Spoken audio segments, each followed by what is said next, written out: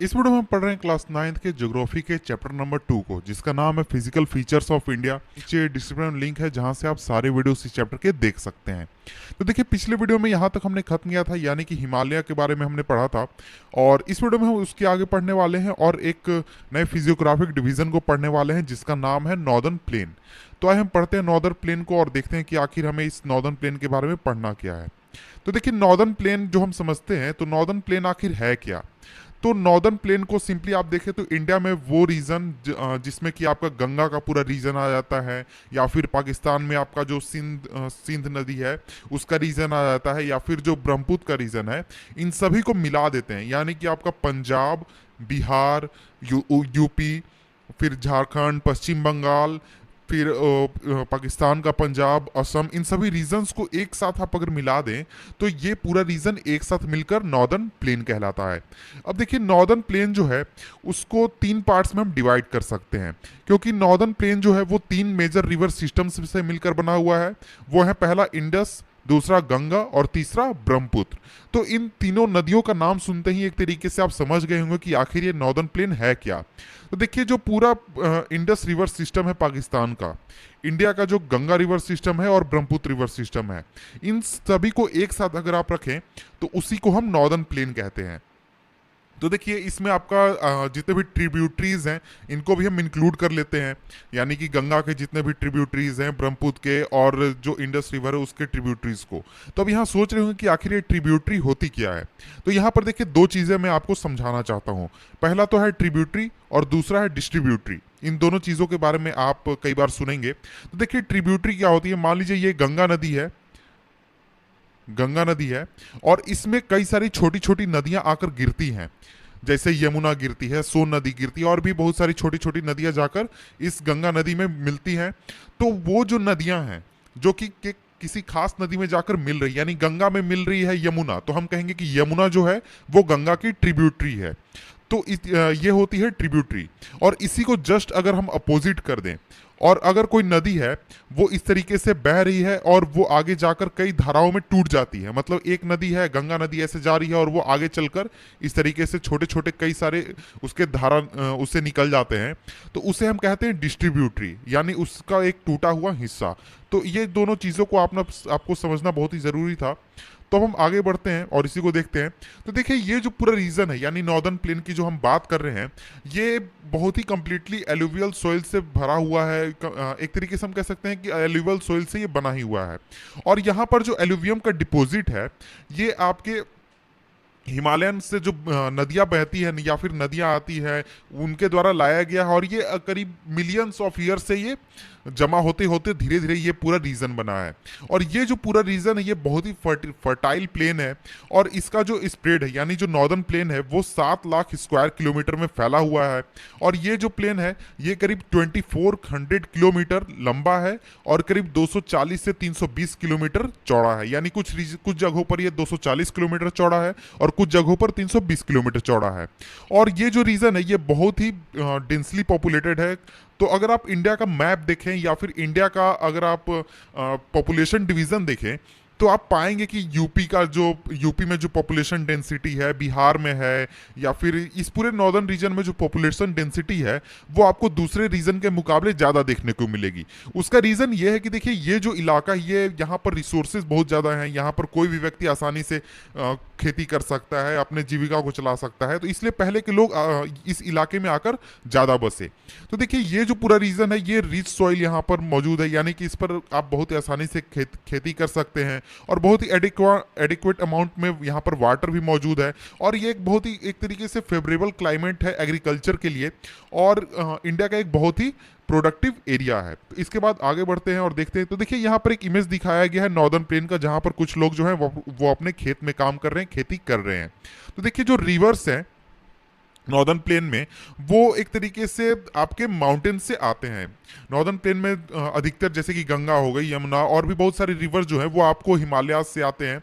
और ये एक तरीके से डिपोजिशनल वर्क में लगे हुए हैं, यानी अपने साथ जो वो डिपॉजिट लाते हैं, यानी कि एलुवियम सॉइल लाते हैं या फिर जो कण लाते हैं, उसको वो इस पूरे रीजन में डिपॉजिट कर देते हैं।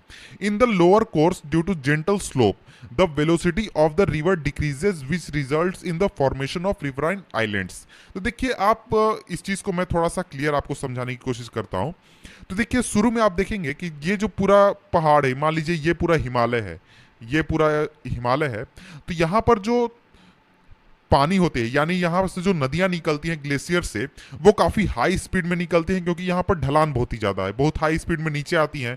तो यहाँ से वो अपने साथ साथ बहुत ही बड़े बड़े चट्टान अपने साथ लाती हैं, और उसको तोड़ते तोड़ते तोड़ते तोड़ते और फिर उसको एक तरीके से एलुवियम में या फिर और भी चीज़ों में, छोटे छोटे कणों में तोड़ देती हैं, और इसके साथ बहुत दूसरी दूसरी चीज़ें भी अपने साथ वो लाती हैं। और जब वो नीचे आती हैं, नीचे जब जहाँ पर प्लेन पूरा रीजन है, मान लीजिए ये पूरा नॉर्दर्न प्लेन है, तो इस रीजन में जब वो आती हैं तो यहाँ पर उस पानी का फोर्स उतना नहीं रह जाता, बहुत ही धीमी हो जाती है ये नदी। और फिर ये जब नीचे लेवल पर ये बहने लगती है ये नदी, तो यहाँ पर जो ये पूरा डिपॉजिट है, यानी अपने साथ जो नदी कण लाती है, जो चीज़ें लाती है, उसको इस इलाके में वो छोड़ने लगती है, इस इलाके में जमा करने लगती है। तो इस वजह से देखेंगे कि आपको कई जगहों पर रिवराइन आइलैंड्स देखने को मिलेंगे, यानी नदियों की वजह से बनने वाले आइलैंड्स आपको देखने को मिलेंगे। तो इसके बाद अब हम आगे बढ़ते हैं। तो देखिए जो नदियां हैं वो अपने लोअर कोर्स में वो कई सारे चैनल्स में टूट जाती हैं डिपोजिशन की वजह से, जो एक तरीके से गाद हम कहते हैं, गाद की डिपोजिशन की वजह से, और इसी को हम डिस्ट्रीब्यूटरीज कहते हैं। यानी कि एक नदी ऐसे आई और वहां पर कुछ डिपोजिट हो गया और इससे अलग होकर एक धारा बहने लगी और एक और धारा बहने लगी, तो बहुत सारे धारा बहने लगे, तो उसमें वो उन सभी को हम डिस्ट्रीब्यूटरी कहते हैं। यानी इसको डिस्ट्रीब्यूटरी, सभी को डिस्ट्रीब्यूटरी कहते हैं। यानी एक नदी से अगर कोई धारा अलग निकलती है तो उसे हम डिस्ट्रीब्यूटरी कहते हैं, और कोई धारा जाकर नदी में मिलती है तो उसे ट्रिब्यूटरी कहते हैं। तो इसके बाद अब हम आगे बढ़ते हैं। जो देखिए जो नॉर्दर्न प्लेन है उसको हम ब्रॉडली डिवाइड कर सकते हैं 3 सेक्शन में। 3 सेक्शन कैसे? तो देखिए जो वेस्टर्न पार्ट है नॉर्दर्न प्लेन का, उसको हम पंजाब प्लेन्स कहते हैं। यानी जो आपका पूरा पाकिस्तान का रीजन हो गया, इंडस रिवर वैली जो पूरा हो गया, और उसके ट्रिब्यूटरीज, इसको हम एक तरीके से पंजाब प्लेन्स कहते हैं। और इसका ज़्यादातर हिस्सा जो है वो पाकिस्तान में है। और इसके साथ ही इसमें जो आपके इंडस रिवर हैं और उसके ट्रिब्यूटरीज जैसे कि झेलम, चेनाब, रावी, बीस और सतलज, जो कि हिमालय से निकलती हैं, इस रीजन में ये नदियां पाई जाती हैं। और ये जो सेक्शन है यहाँ पर बहुत बड़ी संख्या में आपको द्वाब्स देखने को मिलेंगे। अब यहाँ बात आता है कि ये द्वाब्स क्या होते हैं। तो देखिए इसमें यहाँ पर आपको एक्सप्लेन किया गया है। द्वाब देखिए 2 वर्ड से मिलकर बना हुआ है, पहला तो दो और दूसरा आप। तो देखिए दो का मतलब होता है टू और आप का मतलब वाटर, ऐसा इलाका जो कि 2 धाराओं से घिरा हुआ है। मतलब कि द्वाब का सिंपल मतलब होता है 2 नदियों के बीच में होना या फिर 2 पानी के धाराओं के बीच में होना। तो एग्जाम्पल में आप देख सकते हैं जैसे गंगा और यमुना जाकर इलाहाबाद में मिलती है, त्रिवेणी में मिलती है। तो इसी वजह से जो गंगा और यमुना के बीच का रीजन हो गया उसी को हम द्वाब कहेंगे। तो इस तरीके के जो रीजन है आपको पाकिस्तान में बहुत ज्यादा देखने को मिलेंगे इंडस रिवर वैली सिस्टम में। तो अब हम आगे बढ़ते हैं और देखते हैं। तो देखिए यहाँ पर हमने बात की नॉर्दर्न प्लेन के एक हिस्से के बारे में और वो है पंजाब प्लेन। अब हम दूसरे हिस्से की बात करते हैं जिसका नाम है गंगा प्लेन। तो देखिए जो गंगा प्लेन है वो एक्सटेंड करता है घग्गर नदी और तीस्ता नदी के बीच में, और ये फैला हुआ है आपके नॉर्थ इंडिया में, जिसमें कि आपका हरियाणा, दिल्ली, यूपी, बिहार और झारखंड का कुछ हिस्सा और वेस्ट बंगाल का कुछ हिस्सा आ जाता है। और इसके अलावा और आपको असम में ब्रह्मपुत्र प्लेन देखने को मिलता है। तो 3 प्लेन कौन कौन से हो गए? पहला आपका पंजाब प्लेन, दूसरा गंगा प्लेन और तीसरा ब्रह्मपुत्र प्लेन। तो देखिए जो नॉर्दर्न प्लेन है उसको जनरली डिस्क्राइब किया जाता है फ्लैट लैंड के बीच में, जहां पर किसी भी तरीके का एक तरीके से वेरिएशन नहीं, ये पूरा फ्लैट है। लेकिन ऐसा नहीं है। तो ये जो पूरा रीजन है इसमें आपको कई तरह के वेरिएशन देखने को मिलेंगे, कई तरह के आपको रिलीफ फीचर्स देखने को मिलेंगे। According to variation in relief features the northern plain can be divided into 4 region. तो देखिए रिलीफ फीचर में वेरिएशन की वजह से हम नॉर्दर्न प्लेन को 4 रीजन्स में डिवाइड कर सकते हैं। तो देखिए जो नदियां हैं जब वो माउंटेन से डिसेंड करती हैं तो उसके बाद एक छोटा सा बेल्ट आता है, नैरो बेल्ट आता है 8 से 16 किलोमीटर का, जो कि एक तरीके से शिवालिक रेंज के पैरेलल में लाई करती हैं, उसके स्लोप के पैरेलल में लाई करती हैं। और यहाँ पर आपको बहुत ही बड़ी संख्या में पेबल्स देखने को मिलेंगे, कंकर्स देखने को मिलेंगे, और इस रीजन को भाबर कहा जाता है। और जितने भी जो नदियां हैं, जो कि नदियां उतरती हैं शिवालिक से या फिर हिमालय से, वो भाबर रीजन में डिसेपियर हो जाती हैं। डिसेपियर कहने का मतलब ये है कि देखिए उस रीजन में आपको इतने सारे कंकड़ हैं, इतने सारे छोटे छोटे कंकड़ हैं, कंकड़ इतने सारे कंकड़ हैं कि वहां पर जब नदियां आती हैं तो इस कंकड़ के नीचे से नदियां बहती हैं और पानी हमें ऊपर दिखता नहीं है। तो इसलिए हमें यहाँ पर कहा जा रहा है कि नदियां डिसेपियर हो जाती हैं। तो वहां पर आप जाएंगे तो आपको सिर्फ कंकड़ देखने को मिलेगा, आपको पानी नहीं दिखेगा। उसका रीजन ये है कि पानी पत्थल के नीचे से बह रही है, क्योंकि पत्थल्स में आप देखते हैं कि छोटे छोटे स्पेस होते हैं। इस तरीके से आप अगर पत्थल रखें तो पत्थल के बीच में से पानी बह सकता है। तो देखिए इस भब्बर रीजन में आपको पानी देखने को नहीं मिलेगा, इसलिए कहा जाता है कि यहाँ पर नदियां जो हैं वो डिसेपियर हो जाती हैं। इस रीजन से थोड़ा सा साउथ में आप जाएंगे तो जो स्ट्रीम्स हैं और जो रिवर्स हैं, यानी जितने भी धाराएं हैं या फिर नदियां हैं, वो फिर से रीइमर्ज हो जाती हैं। उसका रीजन ये है कि ये जो पूरा रीजन है, यहाँ पर आपको मिट्टी मौजूद है, या फिर आप कह सकते हैं कि यहाँ पर आपको मिट्टी मौजूद है और पेबल्स मौजूद नहीं है। और इसलिए ये जो पूरा रीजन है, पानी की मौजूदगी की वजह से और मिट्टी के मौजूद होने की वजह से, ये जो इलाका है ये वेट इलाका है, स्वैम्पी इलाका है और मार्शी इलाका है, और इसे हम तेराई कहते हैं। तो कौन कौन से हमने रीजंस देखे? भाबर और दूसरा तेराई। तो देखिए ये जो इलाका है ये पहले काफी डेंसली फॉरेस्टेड एरिया हुआ करता था, और इन फॉरेस्ट को एक तरीके से क्लियर कर दिया गया है, क्लीन कर दिया गया है, ताकि एग्रीकल्चर लैंड को यहाँ से एक्वायर किया जा सके और उन लोगों को बसाया जा सके जो कि पार्टीशन के बाद पाकिस्तान से आए हैं। तो आप चाहें तो इस रीजन में आप दुधवा नेशनल पार्क को एक तरीके से लोकेट कर सकते हैं। तो यहाँ पर सिंपली आप समझ लीजिए कि दुधवा नेशनल पार्क जो है वो इसी रीजन में स्थापित है। तो देखिए जो लार्जेस्ट पार्ट है नॉर्दर्न प्लेन का, वो ओल्डर एलुवियम से मिलकर बना हुआ है, और ये जो रीजन है ये फ्लड प्लेन्स के ऊपर थोड़ा स्थित है, और ये एक तरीके का टेरेस लाइक फीचर क्रिएट करता है, और इस रीजन को कहा जाता है भांगर। तो यहाँ पर जो चीज़ें मैंने कही उन चीज़ों को आप समझ नहीं पाए होंगे, तो इन चीज़ों को मैं इमेज के जरिए आपको समझाने की कोशिश करता हूँ। तो देखिए यहाँ पर मैं क्या आपको इमेज दिखाता हूँ, ये देखिए इमेज है। तो इसमें आप पूरे स्लोप को देख सकते हैं। यहाँ पर देख सकते हैं कि ये पूरा रीजन जो है हिमालय है यहाँ पर। इसके बाद आपका भाबर आ जाता है, जहाँ पर आपको पथरीले इलाके हैं, जहाँ पर नदी आपको नहीं दिखती है। उसके बाद तेराई का रीजन आ जाता है। तेराई का जो रीजन है वो काफ़ी एक तरीके से दलदली जैसा इलाका होता है। उसके बाद आता है आपका भांगर।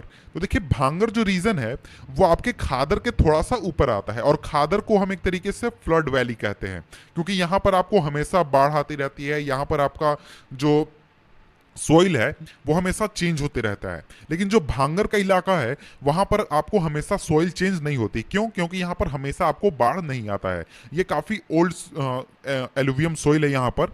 तो इस चीज़ से आप समझ गए हो कि आखिर भांगर क्या है, तेराई क्या है, भाबर क्या है, और यहाँ पर खादर क्या है। तो खादर को मैं थोड़ा आगे डिस्कस करूंगा। तो देखिए यहाँ पर रिवर वैली है, बाढ़ आएगा तो सिर्फ खादर के इलाके में आएगा, बाढ़ आपके भांगर के इलाके में नहीं आएगा। और भांगर का जो इलाका है इसीलिए यहाँ पर आपको ओल्ड सोइल देखने को मिलता है, क्योंकि यहाँ पर बाढ़ नहीं आता है, इसलिए यहाँ पर काफ़ी पुराना सोइल है। तो इसी के आगे बढ़ते हैं और देखते हैं कि आगे हमें क्या पढ़ना है। तो इस रीजन में जो सॉइल है वो कंटेन करता है कैल्केरस डिपॉजिट, जिसे कि इस रीजन में कई रीजन में कंकड़ भी कहा जाता है। कैल्केरस से कहने का मतलब हुआ आपको कैल्शियम कार्बोनेट यहाँ पर आपको बहुत ही ज़्यादा मिलता है। तो देखिए जो नए और यंगर डिपॉजिट हैं फ्लड प्लेन्स के, उसे खादर कहा जाता है। तो यह अभी आपको मैंने बताया कि खादर क्या होता है। तो देखिए they are renewed almost every year and so are fertile thus ideal for intensive agriculture. तो देखिए जैसा मैंने आपको इमेज बताया कि जो खादर का इलाका है वहां पर आपको हर साल या फिर 1-2 साल के बीच में बाढ़ आती रहती है। तो ये पूरी रीजन आप देख सकते हैं, ये खादर है, यहाँ पर रिवर वैली के बिल्कुल एकदम नज़दीक है। तो यहाँ पर हमेशा आपको बाढ़ आती रहती है, यहाँ पर हमेशा आपको सॉइल चेंज होते रहता है।